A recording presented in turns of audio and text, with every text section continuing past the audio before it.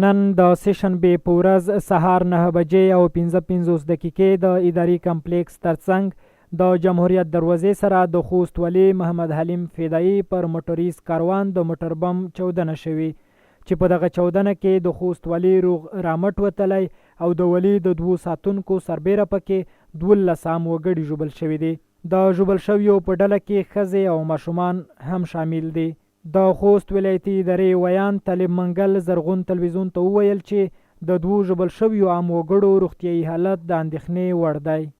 نن ورځ 9 بجې او 15 دقیقې اداري کمپلیکس سره نږدې د جمهوریت دروازې سره هغه مهال چې د خوست والي موټریز کاروان له لارې څخه تېرېده د یو موټر بم سره مخامخ شو چې په خپله والي صاحب له دې برید څخه روغ رمټ وتلی او هغه ته هېڅ ډول زیان نه دی اوښتی.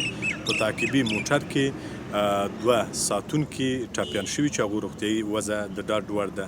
په دې پیښه کې متاسفانه چې 12 ملکي وګړو ته هغه زخمیان شوي دي چې اوس مهال په ملکي روغتون کې تر درملنې لاندې دي او 2 وضعیت یې د اندېښنې وړ دی او نور د وضعیت روغتیایي د ډاډ وړ دی. ومو غوښتل چې په دغه پیښه د خوست عامې روغتیا ریاست نظر هم واخلو خو د هڅو سره سره یې په نظر اخیستو بریالي نه شوو.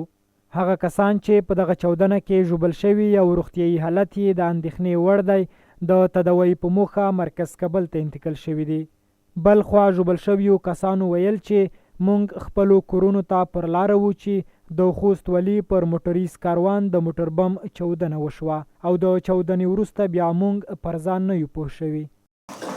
موږ د ورور مې سره وننګې چې ولایت ته راغلو تذکره مې ورته اخیسته. د تذکره مې چې کله ورته وخوسته نه بعد روانو کور ته عمومي سړک ته چې کله نږدې شو نو دغه ځای کې فکر کوم د خوست ولي روانو نو یکدم موټر بم وشو نو بیا موږ په ځانونه ولیدل زخمیان.